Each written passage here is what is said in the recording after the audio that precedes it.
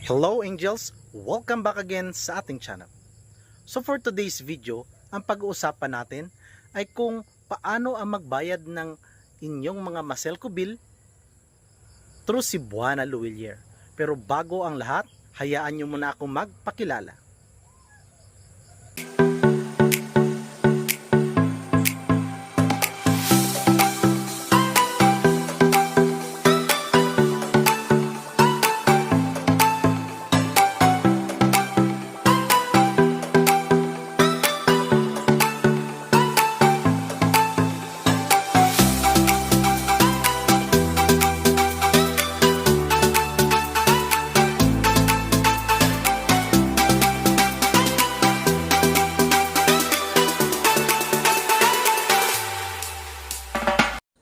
So paano nga ba magbayad ng electric bill sa Maselco through Cebuana Luwilier? First step is open Crew.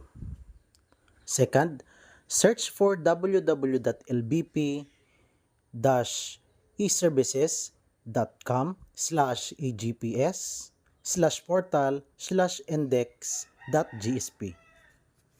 Or for easy access, you may scan this QR code na provide ko para sa inyo. After nyo makapasok sa website ng Land Bank, please click Pay Now. And then sa merchant name, please input Masbate Electric Cooperative Incorporated. And then please fill in all the information needed like amount, billing month, name of payer, account number, address, date of due date. At kung nagbayad kayo ng inyong electric bill after due date is kinakailangan po na mag-add-on tayo ng 10% na surcharge. Yan, kailangan po yan.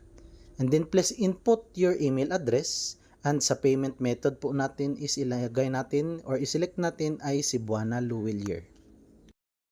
And then sa baba, i-click nyo lang po yung I certify that I am at least 18 years old and have read, understood, and agreed to the terms and condition.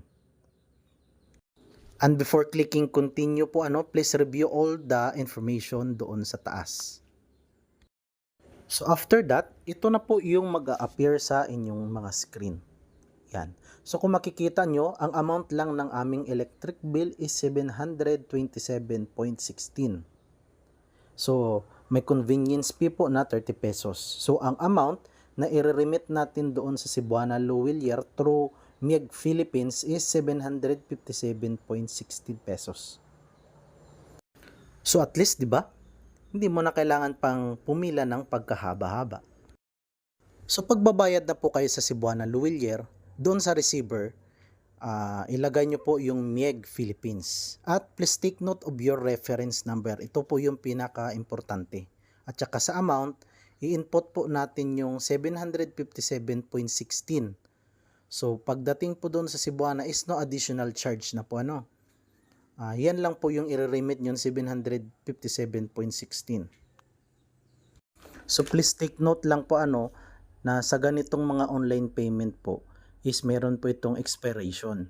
Yan, kung makikita nyo is meron po ang expiration date.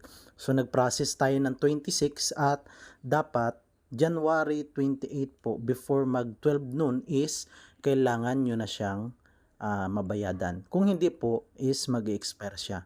Pero no worries po, kapag nag-expire siya is pwede nyo namang ulitin yung process na ito at bayaran ulit sa Cebuana Luwilier.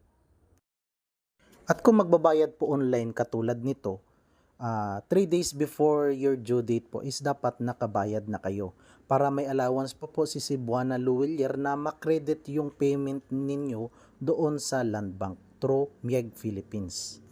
Okay? Please take note of that po. At pagkatapos ma-process ng inyong payment sa Cebuana Luwilier ay may ibibigay po silang claim stub na kagaya nito. Please don't forget na kunin ito. So, kailangan nyo po itong i-attach doon sa inyong electric bill for your future reference. At ito ang ilan sa mga advantages ng pagbayad ng ating electric bill through Cebuana Luwilier.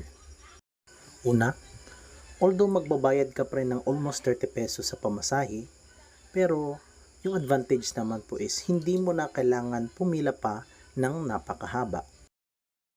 Pangalawa, maraming Cebuana Luwilier outlet kung saan pwede kang magbayad ng iyong bill sa Maselco.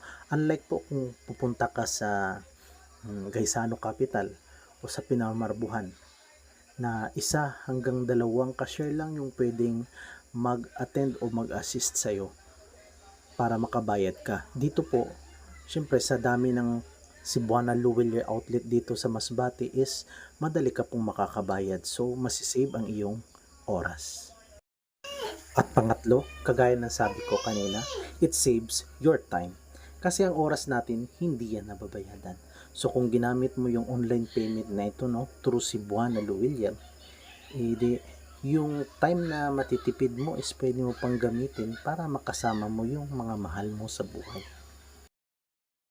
At kung hindi ka pa nakaka-subscribe sa ating channel, please don't forget to hit the like and subscribe button din sa baba at i-click mo na rin yung notification bell para lagi kang updated sa mga upcoming videos na atin pang i-add dito mismo sa ating channel.